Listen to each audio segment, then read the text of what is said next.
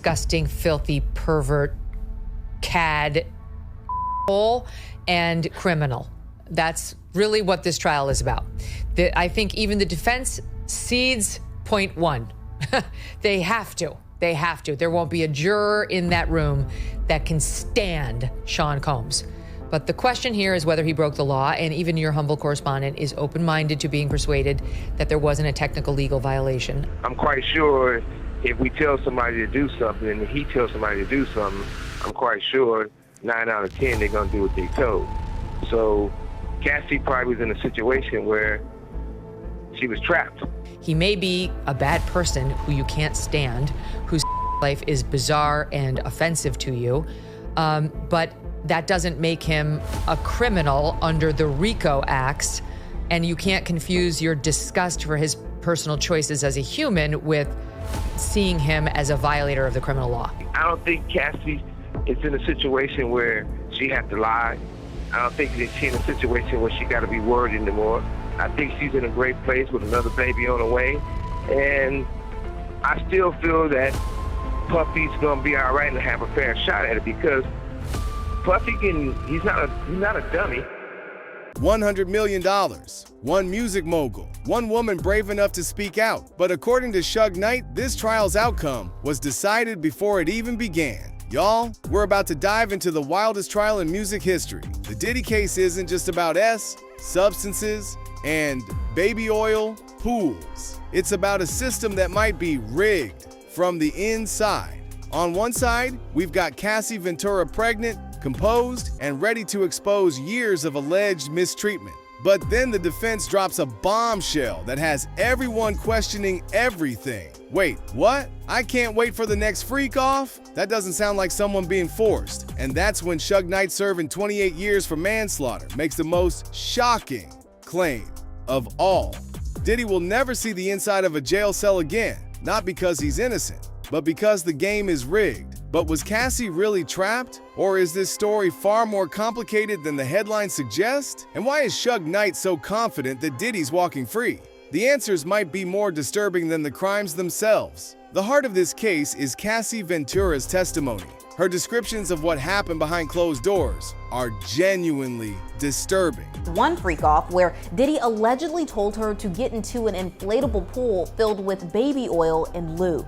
Court transcriptions obtained by Law and Crime show the prosecutor asked, "Who, if anyone, asked you to get into the pool?" Ventura responded, "Sean, it was his idea." The prosecutor asked, "Did you want to get into a pool of baby oil?" Ventura responds, "At that point, I couldn't say no. It would have been all bad." After an objection, the prosecutor then asks, "What concerns did you have about not getting into the pool with baby oil?" Ventura responds, "That, amongst other things, just his temper. If that is something that he wanted, Sean wanted it to happen, that's what was going to happen. There wasn't another way around it." I mean, seriously? An inflatable pool filled with baby oil? This isn't just weird. This is bizarre. The image of Cassie being forced into this humiliating situation makes your skin crawl. She couldn't say no? She had no choice? This testimony paints a picture of a woman completely under Diddy's control. But then the defense drops something that has the courtroom gasping. Value of the audio tape seemed pretty great to the defense.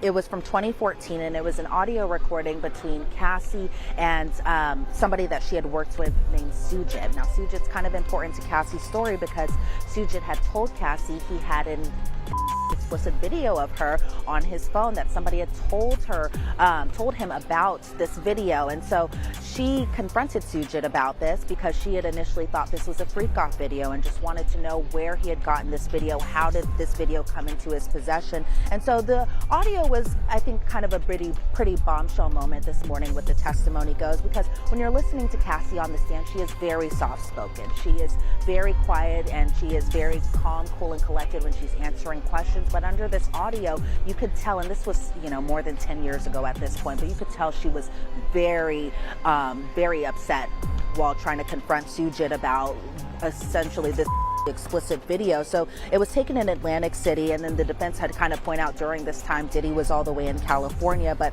Cassie had told Suge on this audio recording, "We'll figure it out," and asked him, "So you saw a video of me pleasuring myself. And Suge said that he did have the video, and he had this video on her phone. And Cassie says, well, it's not me pleasuring myself because you said somebody else was in the room. And Cassie repeatedly had asked, can I see it? Can I see it? Can I see it? Then she goes into, and this is probably the part that kind of may have worked in the defense's favor. She says, I will kill you. I will kill you. I'll put you in a desert. I will cut you.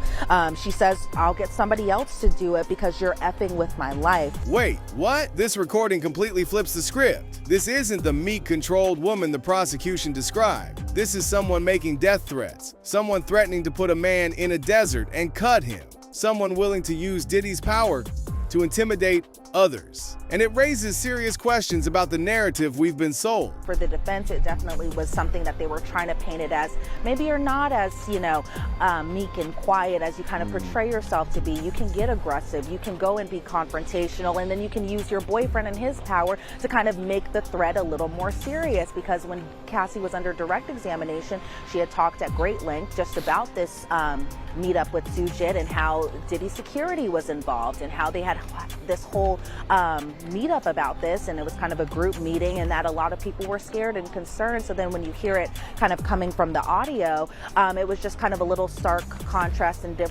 but she was again forthcoming about her being just embarrassed or upset if this video were to get leaked or to get out into the public. And so that was the pretty much the essence of this video, but this audio recording. But you could definitely hear her rage and her kind of upsetness about this whole incident. Well, I tell you, I think what the defense might have been doing was saying, man, she didn't want this tape to get out, and she made sure, and Combs did everything in his power to make sure this tape didn't go out.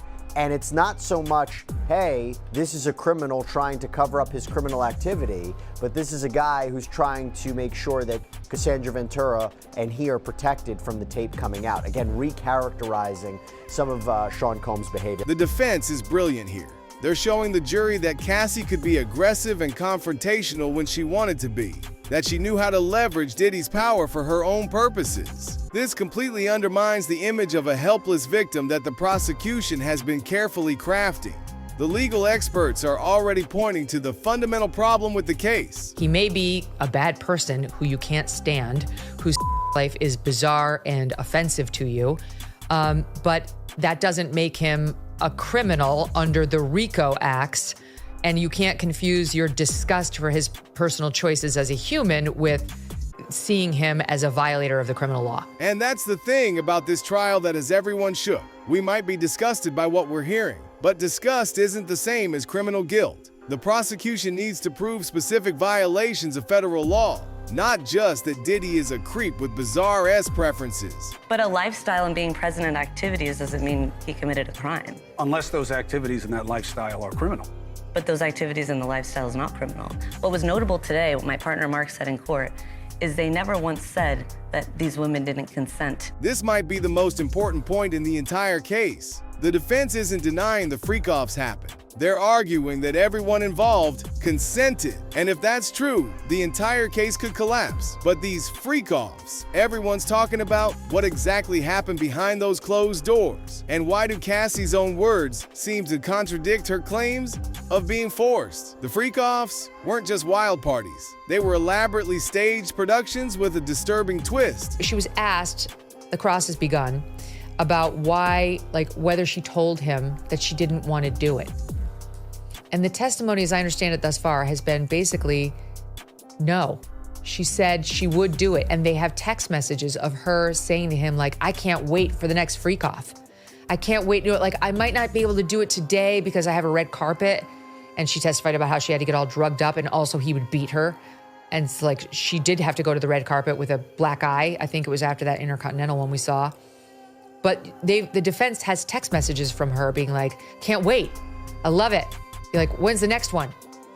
And so this has the real danger for the prosecution of morphing into a Harvey Weinstein-esque case where it's only a crime if he forced you. If you guys are just freaks in bed who wanted to do this stuff, yes, there's a question of the element. But he's not being charged with And a lot of the viewers wrote in after our discussion yesterday saying, what do you mean he beat her? It's on tape. Yes, I know. No, he's about not being charged with that. That's not one of the charges. The charges relate to solicitation of or like arranging the transportation of and RICO, racketeering, a criminal enterprise. So it's relevant if there's a crime of and relevant if there was a crime on which the statute of limitations has run called but they don't have to actually prove any of that, and he's not exactly being charged for that. But if this is consensual, or at least if Sean Combs believed that it was consensual, he could skate legally. Diddy controlled everything about these freak-offs, according to Cassie. She says that he decided who the escorts would be. He would approve the escorts before she contacted them. He would pick the locations. He would set the lighting, even placing candles and moving them around during the course of the freak-offs. And he would determine what acts she did with the escort. He would tell her what to do, and then telling him, where to. Very, very, graphic and explosive testimony from Cassie. And I think, being in the overflow room when she was talking about it, there were gasps when she said that. Something else that came up that we've heard a lot about before is the baby oil aspect. The defense addressed this in their opening statement, saying, you've probably heard of his love of baby oil, that's not a federal crime. But in this side of the story we heard from Cassie, we started to hear how that baby oil was being used and how it was in an environment that made her feel very uncomfortable. Yeah, so I think the importance of the baby oil, and today it's something that the prosecution was asking her over and over about how many bottles of baby oil did you use, which shockingly she said that they would go through sometimes over 10 bottles of baby oil during one freak-off. They would have to have more baby oil brought in. And I think the element that the prosecution is getting at here is the racketeering element. The baby oil is being used to portray this whole operation that Diddy had around him, assistants and chiefs of staff and things like that, bringing in stuff to the freak-offs, whether it was drugs that assistants would bring in or, lubricant or baby oil, which is something that was very heavily talked about. Cassie also said that she was just doused in baby oil. She would be forced to have it rubbed all over her, rubbed all over the escort. She said by the end of the freak-offs, the rooms were often covered in baby oil. The linens were completely soiled. The furniture was messed up, and that Diddy would get these really high bills from the hotel about replacing the furniture and things like that. My God, this is next level control. Diddy didn't just participate. He directed these encounters like a twisted film director, deciding who the escorts would be, setting up the lighting, placing candles, dictating every single S-act. The jury was visibly uncomfortable hearing these details. And the baby oil? We're not talking about a little massage oil. According to Cassie, they would go through 10 bottles in a single session, so much that rooms were completely soiled, furniture damaged, and hotels sending massive bills for replacements. This wasn't spontaneous.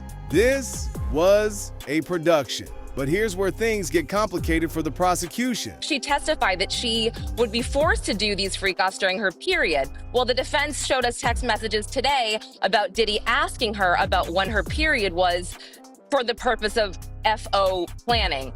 Additionally, they are showing pictures of Cassie texting Diddy getting off jets after an FO weekend, saying, I had a great time. Hold on, back it up just a minute. Lauren Collin joining me from the courthouse.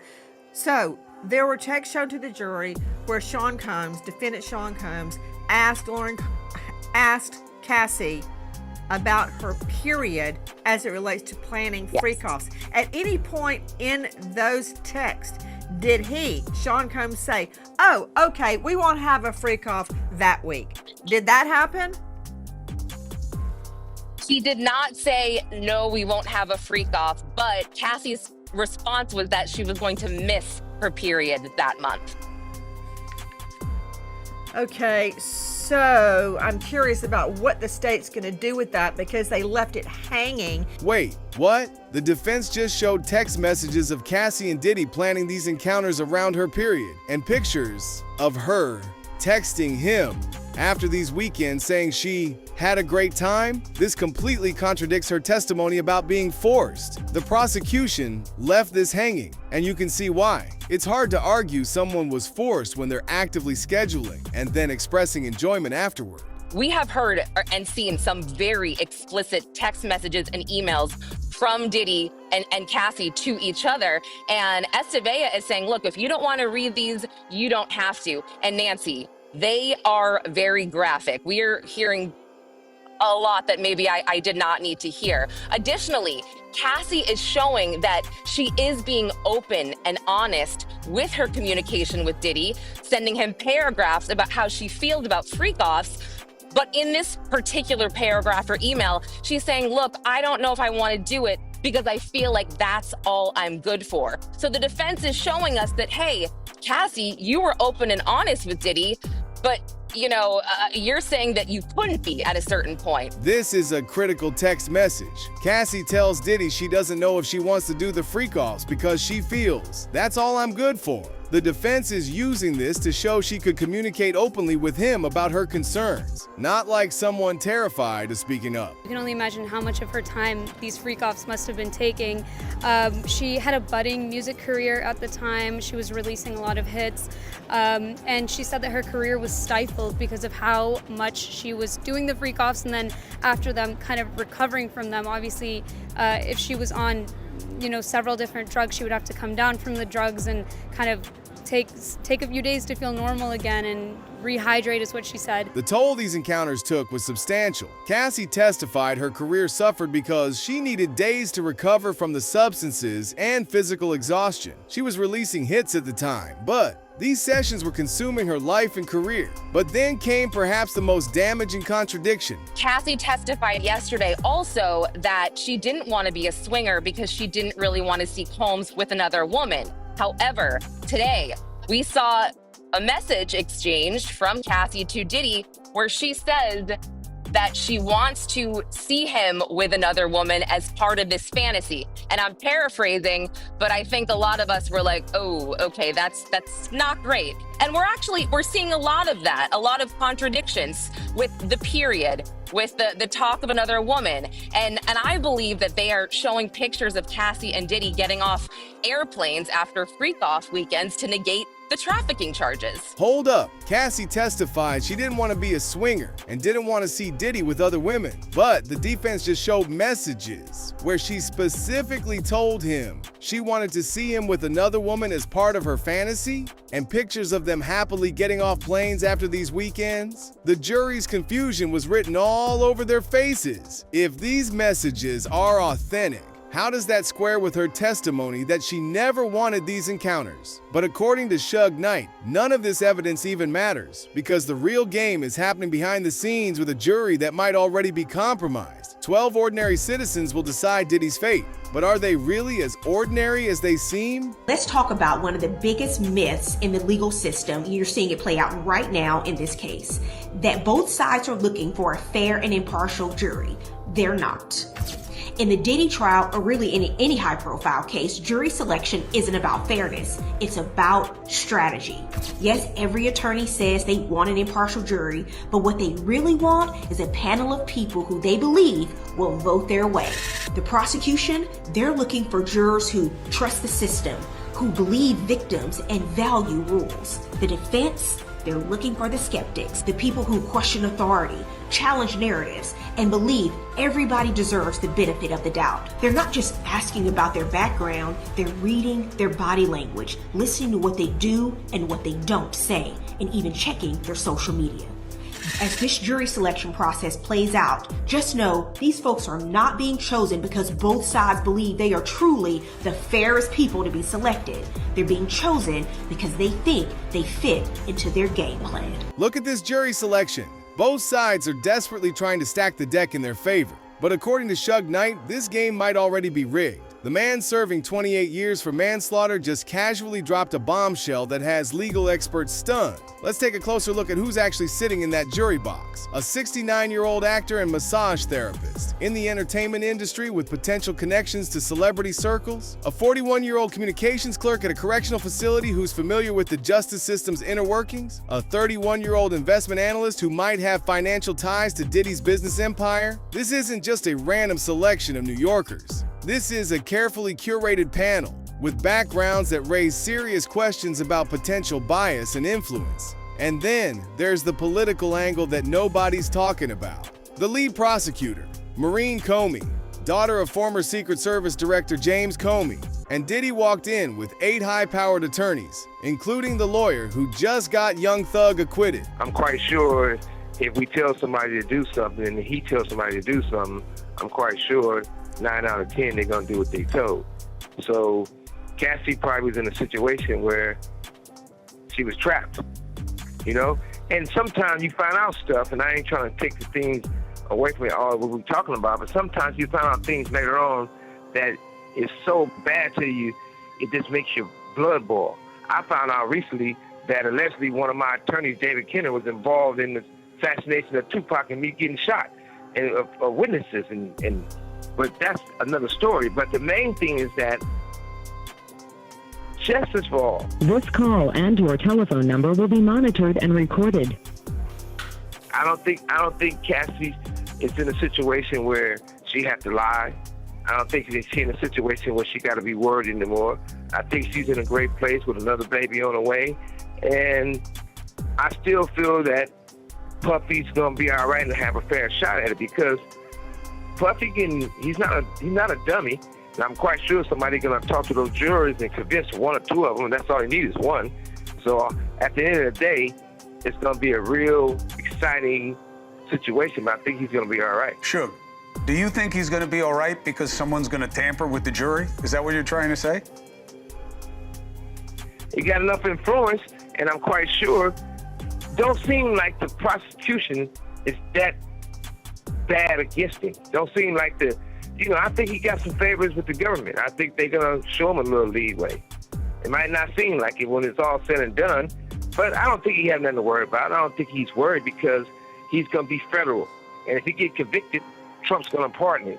So what's the worry? Did you catch that? Shug Knight just openly suggested jury tampering on national television. Somebody's gonna talk to those jurors and convince one or two of them. And he said it like it's the most normal thing in the world, just business as usual in the music industry. But it gets even more outrageous. This isn't just about one trial. This is about a system where the ultra-wealthy and connected play by entirely different rules. This isn't the first time Diddy's name has come up in bizarre conspiratorial contexts. For years, there have been whispers about his connections to power players in business and even law enforcement. The connections between Diddy and influence have always been there, but the jury manipulation is just one part of a much darker industry secret that Shug Knight is ready to expose. According to Shug Knight, Diddy isn't the disease. He's just a symptom of the music industry's darkest secret. Shug Knight basically claims that Sean Combs learned this behavior from other higher-ups in the record industry based on how he was treated when he was younger. Is that what you're suggesting about Sean Combs, that he was and he now Yeah, I think that's absolutely right. I think he repeat what was done to him. And like I said, if you look at Russell Simmons, you know the truth. Andre Harrell, you know the truth. Clyde Davis, you know the truth. Jimmy Iovine, you know the truth. It was at a point where it's like a whole trade, because you take Nicole from the Pussycat Dolls, she used to push the lines of people to participate. She was messing with Jimmy Iovine when Jimmy Iovine was married to one of the most incredible women in the world named Vicky, and she used to go around and sing that song and change the lyrics to make it put Vicky down. So there's not certain things that all of a sudden you got this. The industry is a quick business. It's been like that for a long time. And the casting couch is real, but it's for women and men. But far from all that, I think the most important thing is I feel like they should let Puffy tell his truth. I'm quite sure he's going to expose a lot of people. I'm sure he's going to move forward with it. But I don't think it should be a situation like the Epstein thing where they found him hanging from the ceiling and dead before the truth come out. So, first of all, you got to start with at the top. You starting with the top. Clyde Davis, Russell Simmons, Andre Harrell, Jimmy Iovine. This is what everyone's missing. Shug Knight just dropped a bombshell. This isn't just about Diddy. This is about an entire system of mistreatment that's been operating in the music industry for decades. Russell Simmons, Andre Harrell, Jimmy Iovine. Shug is naming names and suggesting this behavior is learned and passed down like some twisted inheritance. The picture he's painting is disturbing. A whole trade, where young artists are exploited by the very people who are supposed to be mentoring them. And according to Shug, Diddy learned this behavior from somewhere. He wasn't born doing this. He was taught. Number one, luckily, I wasn't their first choice, their second choice. I wasn't no choice to be at those freaky parties. But you know what they show. They used to have a thing in the industry, right? And the sad thing about it, I don't like mentioning Usher. I don't like mentioning Justin Bieber. I don't like mentioning all these people that everybody knows what time it is. So at the same time, they used to have a joke. They never played this joke with me. And they used to walk in the Interscope office. They'd go back there and they'd be like, hey, will you pass the test? I said, we haven't did the test. One dude said, well, don't say that in front of Mr. Knight because he's going to take it offensive and hurt somebody.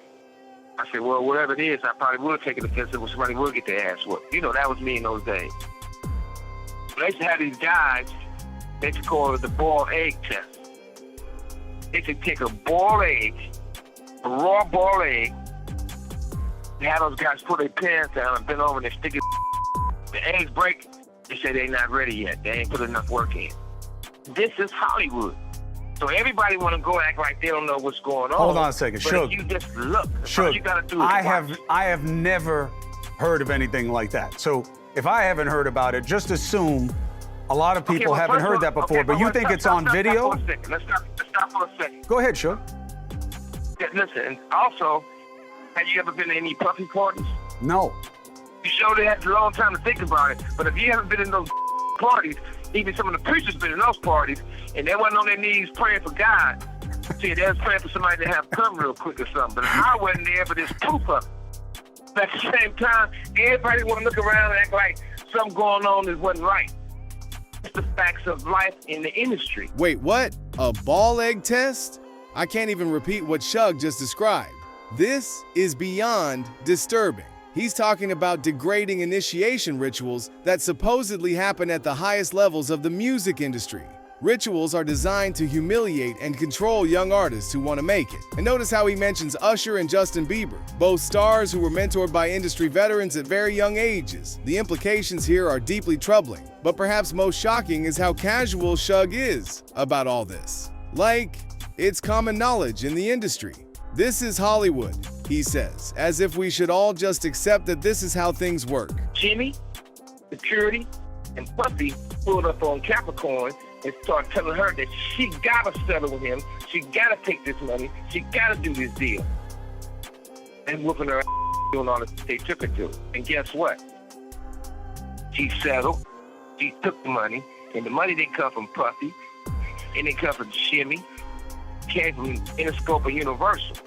And they paid her to do it like she was getting a paycheck for working there. And then they made the girl, I think she had to pay taxes on it. So that's even more crazier. So when you look at all these things and everybody want to say Puffy, Puffy, Puffy, don't get me wrong. Yeah, Puffy stepped in this shit.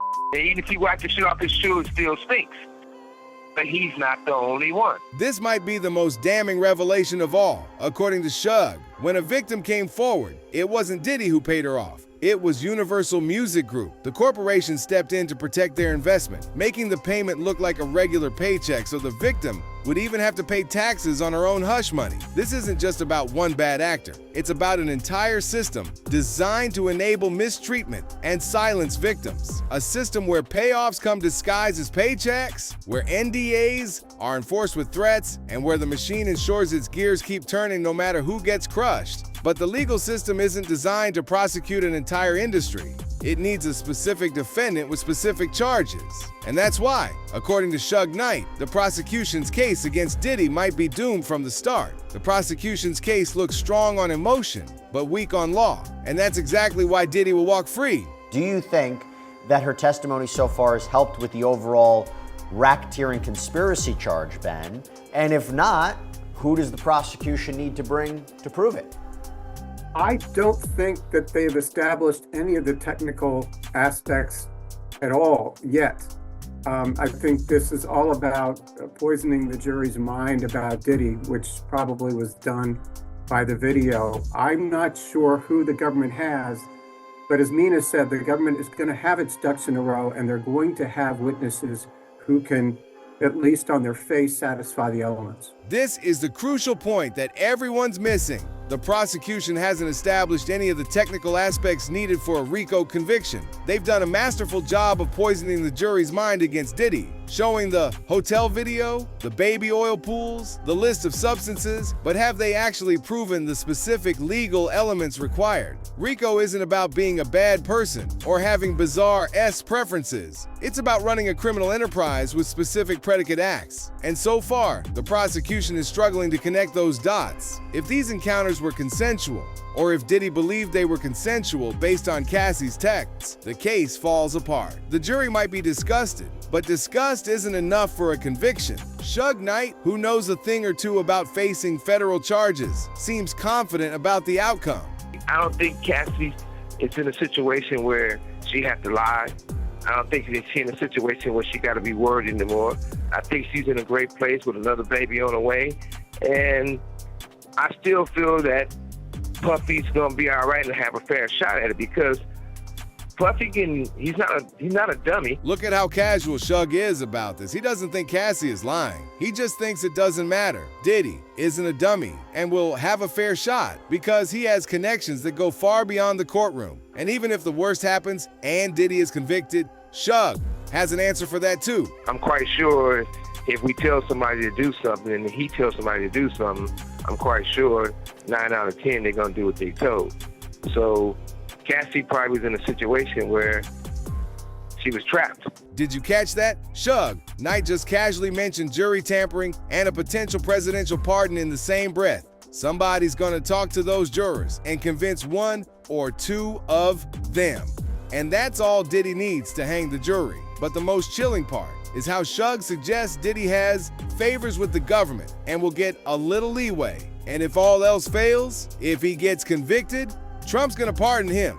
This isn't just about one trial. It's about a system where the ultra-wealthy play by entirely different rules. Shug even offered advice for Diddy's time behind bars, advice that reveals just how dangerous prison can be for someone famous. I don't never want to say he's in danger, and neither should he say that. Because once he gets to the point where they feel he's going to be to himself, harmful to himself, once they put him on watch, you have the rights to nothing. No socks, no drawers, no t-shirt, no blanket, no sheets. You naked in a cell as a crazy man. So he definitely don't want to do that. And the other advice I would tell him, maybe he should get on the Jewish diet. Because the kosher meals is way better than the food somebody else is making for you. At least they're going to come hot, they're going to come sealed, and you got to be the one to open them. That's very important. What about people trying to hurt him? Go to jail. I mean, one of the things is this. I don't care who you are. Prison and jail is a negative environment. Somebody can do something to them and get a name for themselves, they're going to actually do it. Or they can do whatever they feel they got to do to prove themselves. But we also got to learn. We got to learn from our mistakes. Everything don't have to be a mistake. You got to better yourself. But we all know what we sign up for in life. Prison is a negative environment where someone might attack Diddy just to get a name for themselves. Shug's advice about kosher meals shows just how vulnerable high-profile inmates are. They need food that comes sealed to prevent tampering. But according to Shug, Diddy won't need that advice because this case was never about justice. It was about spectacle. And when the show is over, Diddy will walk free. The first thing is drugs. She said that she consumed several kinds of drugs, including ecstasy, MDMA, cocaine, marijuana, ketamine, mushrooms, GHB, alone or in combination with one another. She said those drugs would often make her sick, and she would even throw up before the freak-offs. And despite her throwing up and Diddy seeing her throw up and being aware that she was sick, still made her continue. The very fact that she was having with strangers. She didn't want to do that from the beginning. Sometimes Diddy would make her have multiple partners who were having with her at the same time. Sometimes Diddy would have with her at the same time as an escort. She said all of that made her extremely uncomfortable and she didn't want to do any of that. The most disturbing question isn't whether Diddy will go to prison. It's whether justice was ever possible in the first place. This is the bombshell that changes everything.